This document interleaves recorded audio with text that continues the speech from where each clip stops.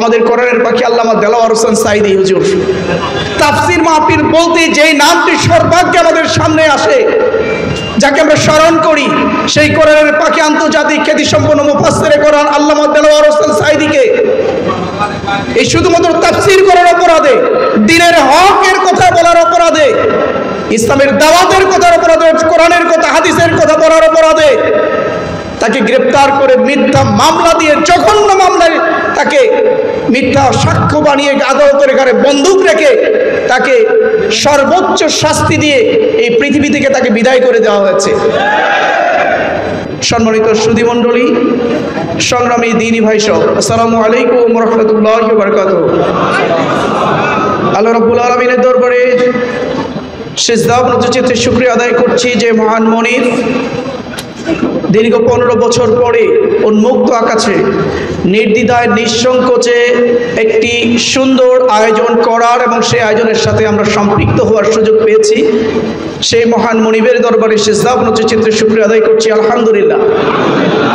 এই যে পূর্ণ মিলনতায় আমরা প্রোগ্রাম করছি, আমার মনে পড়ে সম্ভবত এই সরকারের বিগত যে সরকার, ফ্যাসিবাদী আওয়ামী সরকার, সেই ফ্যাসিবাদী আওয়ামী সরকারের 15 বছরের মধ্যে আমরা এই পূর্ণ মিলনতার মনে হয় কোনো প্রোগ্রাম করতে পারি নাই। 15 বছর পরে আজকে আমরা উন্মুক্ত পরিবেশে নির্দ্বিধায় নিঃসংকোচে এত বড় একটি আয়োজন করতে পেরেছি। যে মহান মনিব আজকে আমাদেরকে সুযোগ করে দিলেন, আবারও শুকরিয়া আদায় করছি, আলহামদুলিল্লাহ। কারণ এই 15 বছরে যেই সরকার ক্ষমতার মসনদে আসীন ছিল, এই সরকার ছিল চরম ইসলামের দুশমন, মুসলমানদের দুশমন। এই সরকারের আমলে এভাবে নির্বিঘ্নে নিশ্চিন্তে তাফসীর মাহফিল করা যায় নাই, কোরআনের কথা বলা যায় নাই, ঘরে কোরআন হাদিস রাখা যায় নাই। ঘরের ভিতরে কোরআন হাদিস রাখার অপরাধে, জঙ্গি অপরাধে গ্রেপ্তার করে মাসের পর মাস, বছরের পর বছর জেলখানায় বন্দী রাখা হয়েছিল। তাফসীর মাহফিল করার অপরাধে তাফসীর কারককে এবং এই তাফসীর মাহফিলের আয়োজককে ধরে জঙ্গি বানিয়ে দীর্ঘদিন কারাগারে বন্দী করে রাখা হয়েছিল। সম্মানিত ভাইরা আমার, আমাদের কোরআনের পাখি আল্লামা দেলাওয়ার হোসেন সাঈদী হুজুর। তাফসীর মাহফিল বলতে যেই নামটি সর্বাগ্যে আমাদের সামনে আসে, যাকে আমরা স্মরণ করি, সেই কোরআনের পাখি আন্তর্জাতিক খ্যাতিসম্পন্ন মুফাসসিরে কোরআন আল্লামা দেলাওয়ার হোসেন সাঈদীকে এই শুধুমাত্র তাফসীর করার অপরাধে, দ্বীনের হকের কথা বলার অপরাধে, ইসলামের দাওয়াতের কথার অপরাধে, কোরআনের কথা হাদিসের কথা বলার অপরাধে তাকে গ্রেপ্তার করে মিথ্যা মামলা দিয়ে, জঘন্য মামলায় তাকে মিথ্যা সাক্ষ্য বানিয়ে আদালতের ঘরে বন্দুক রেখে তাকে সর্বোচ্চ শাস্তি দিয়ে এই পৃথিবী থেকে তাকে বিদায় করে দেওয়া হয়েছে। আপনারা জানেন এই সরকার ইসলামের দুশমন। ইসলামের বিরুদ্ধে যখন সেই শাহবাগ চত্বরে যখন ইসলামের দুশমনরা যখন একত্রিত হয়ে ইসলামের বিরুদ্ধে স্লোগান দিচ্ছিল, কোরআন হাদিসের বিরুদ্ধে যখন তার স্লোগান দিচ্ছিল, সেই স্লোগানের বিপরীতে সারা বাংলাদেশ থেকে আলেম ওলামাগণ, বিশিষ্ট আলেম ওলামাগণ যখন শাপলা চত্বরে জড়ো হয়ে যখন এর প্রতিবাদ জানানোর জন্য এখানে এসেছিল, দোয়া করার জন্য এসেছিল। আপনাদের মনে থাকার কথা, সেই 2013 সালের 5 মে শাপলা চত্বরে এই আলেম ওলামাদের উপরে কিভাবে নির্বিঘ্নে গুলি চালিয়ে, রাতের অন্ধকারে বিদ্যুৎ বন্ধ করে দিয়ে, গভীর অন্ধকারে নির্বিচারে পাখির মতো গুলি করেছে, কিভাবে আমাদের আলেম সমাজকে হত্যা করা হয়েছিল, শহীদ করা হয়েছিল। আমরা সেই ইতিহাস বলি নাই। ইনশাআল্লাহ বাংলাদেশের জমিনে এই ধরনের আলেম ওলামাকে হত্যা করার প্রত্যেকটি ঘটনার শাস্তি হবে ইনশাআল্লাহ। প্রত্যেকটি ঘটনার সুষ্ঠু তদন্ত করে দোষীদেরকে বাংলাদেশের মাটিতেই, এই মুসলমানদের সামনেই তাদেরকে উপযুক্ত শাস্তির ব্যবস্থা করা হবে ইনশাআল্লাহ। আজকে 15 বছর পরে তাফসীর মাহফিল শুরু হয়েছে। এই তাফসীর মাহফিল শুধুমাত্র ঘরের মধ্যেই থাকবে না, প্রত্যেকটি পাড়ায় মহল্লায় তাফসীর মাহফিলকে ছড়িয়ে দিতে হবে। প্রত্যেকটি মসজিদকে তাফসীর মাহফিলের জায়গা বানাতে হবে। সংগ্রামী উপস্থিতি, আমরা দুরূদ ও তাসলিম পেশ করি জনাবে মুহাম্মদ রাসূলুল্লাহ সাল্লাল্লাহু আলাইহি ওয়াসাল্লামের দরবারে, যার আনিত বিধান, যার জীবনোদ্দেশ্য বাস্তবায়নের জন্য আমাদের সকল কর্ম প্রচেষ্টা। আমরা একমাত্র আমাদের প্রিয় রাসূলকে আমরা শিক্ষক হিসেবে গ্রহণ করেছি, উসওয়াতুল হাসানা হিসেবে গ্রহণ করেছি। পৃথিবীর কোনো ব্যক্তিকে আমরা আদর্শ হিসেবে গ্রহণ করি নাই, নির্ভুল আদর্শ হিসেবে গ্রহণ করি নাই। একমাত্র আমাদের প্রিয় নবী জনাবে মুহাম্মদ রাসূলুল্লাহ সাল্লাল্লাহু আলাইহি সাল্লামকে একমাত্র আদর্শ, নির্ভুল আদর্শ হিসেবে আমরা গ্রহণ করে তাকে অনুসরণ করেই বাংলাদেশে একটি ন্যায় এবং ইনসাফ ভিত্তিক কোরআনের বাংলাদেশ পরিণত করার কাজে আমরা সম্পৃক্ত হয়েছি। আল্লাহ আমাদেরকে তৌফিক দান করুন।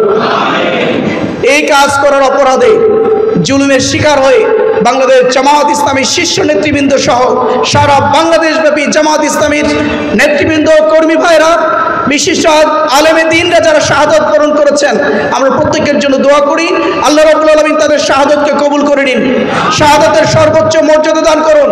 তাদের শাহাদাতের বিনিময়ে তাদের রক্ত যেই জমিনে ভিজেছে, যাদের রক্তে রঞ্জিত হয়েছে বাংলাদেশের চত্বর, সেই চত্বরে যেন আমরা নারায়ে তাকবীরের স্লোগান উচ্চারিত করে এই বাংলাদেশকে যেন আমরা কোরআনের বাংলাদেশে পরিণত করতে পারি, আল্লাহ সেই তৌফিক আমাদেরকে দান করুন। সংগ্রামী উপস্থিতি, আমি সূরা সফের একটি আয়াত আপনাদের সামনে তেলাওয়াত করেছিলাম, যেখানে আল্লাহ রাসূলকে প্রেরণের উদ্দেশ্য সম্পর্কে খুব স্পষ্ট করে বলে দেওয়া হয়েছে। কোরআনের কোন জায়গায় আমাদের প্রিয় রাসূলকে শুধুমাত্র নামাজের জন্য পাঠানো হয়েছে, শুধুমাত্র রোজার জন্য পাঠানো হয়েছে, শুধুমাত্র যাকাতের জন্য পাঠানো হয়েছে, হজের জন্য পাঠানো হয়েছে, এই ধরনের স্পষ্টভাবে কোথাও বলো নাই। আমার এখানে বিজ্ঞ আলেমগণ আছেন, তারা বলতে পারবে যে কোথাও আছে কিনা। আমার মনে হয় কোরআন স্পষ্টভাবে এইভাবে কোথাও আল্লাহ রাসূলকে নামাজের জন্য, রোজার জন্য, হজের জন্য, যাকাতের জন্য পাঠানো হয়েছে এইভাবে বলা হয় নাই। বাট আল্লাহ রাসূলকে প্রেরণের উদ্দেশ্য সম্পর্কে খুব স্পষ্ট করে বলে দেওয়া হয়েছে, লিইউযহিরাহু আলা দ্বীনি কুল্লিহি।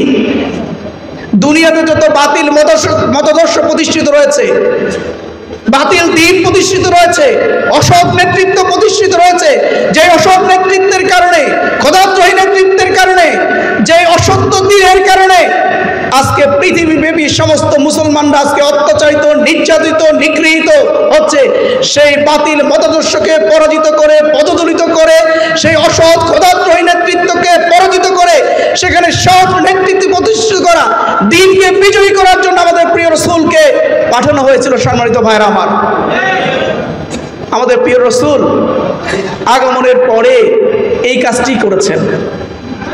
তিনি বাতিল মতাদর্শকে, বাতিল দ্বীনকে পরাজিত করে আল্লাহর দ্বীনকে তিনি বিজয়ী করেছেন পুরো পৃথিবীব্যাপী। এবং এই দ্বীনকে বিজয়ী করার মধ্য দিয়ে এমন একটি সমাজ, এমন একটি পৃথিবী বা মুসলমানদের জন্য, বিশ্ববাসীর জন্য উপহার দিয়েছিলেন, যে সমাজ, যে পৃথিবী সম্পর্কে বলা হয় সানা থেকে হাদরে মাউত পর্যন্ত একজন পথিক হেঁটে যাবে, আল্লাহ ব্যতীত কাউকে ভয় করবে না। গভীর অন্ধকারে একজন নারী হেঁটে যাবে, তার সম্ভ্রমহানির কোনো সম্ভাবনা থাকবে না। গভীর রাত্রিতে লক্ষ কোটি টাকা নিয়ে একজন ব্যবসায়ী হেঁটে যাবে, তার সেই টাকা লুণ্ঠনের কোনো সম্ভাবনা থাকবে না। গভীর রাত্রিতে একজন মানুষ হেঁটে যাবে, আল্লাহ ব্যতীত কাউকে ভয় করবে না। এই ধরনের একটি সমাজ, এই ধরনের একটি পৃথিবী আল্লাহ রাসূল উপহার দিয়েছিলেন। আমরা আজকের এই সময়ে সেই ধরনের একটি সমাজ, সেই ধরনের একটি বাংলাদেশ, সেই ধরনের একটি পৃথিবী আজকে খুব বেশি প্রয়োজন। সম্মানিত ভাইরা আমার, আজকে আমাদের নারীরা শুধুমাত্র ঘরের বাইরে নয়, ঘরের ভিতরেও এই 15 বছরে নিরাপদ ছিল না। কোনো ব্যবসায়ীরা ব্যবসা প্রতিষ্ঠানে নিরাপদ ছিল না। রাস্তা তো দূরের কথা, ঘরের ভিতর থেকে তাদেরকে হত্যা করা হয়েছে, তাদের উপরে চাঁদাবাজি করা হয়েছে, তাদেরকে ছিনতাই করে তাদের কাছ থেকে টাকা লুণ্ঠন করে দেওয়া হয়েছে। সম্মানিত ভাইয়ের আমার, আজকে জামায়াত ইসলামী সেই রসুলের আদরে একটি সমাজ, একটি রাষ্ট্র, একটি পৃথিবী গড়ার কাজে আজকে লিপ্ত হয়েছে। আমাদেরকে সেই কাজটি সম্পূর্ণ করার জন্য সর্বাত্মকভাবে আমাদেরকে সহযোগিতা করতে হবে। আজকে রসুলের ভালোবাসার অর্থ শুধুমাত্র দাওয়াত খাওয়ার নাম নয়। আজকে আমাদের সমাজে অত্যন্ত দুঃখজনক, রসুলের সহজ সুন্নতগুলোকে আজকে খুব সহজে গ্রহণ করা হয়। দাওয়াত খাওয়ার সুন্নত, এটাকে গ্রহণ করা হয়। দাওয়াত খাওয়ার পরে মিষ্টি খাওয়ার সুন্নত, এটাকে খুব সহজে গ্রহণ করা হয়। আতর মাখানোর সুন্নত, খুব সহজে এটাকে গ্রহণ করা হয়।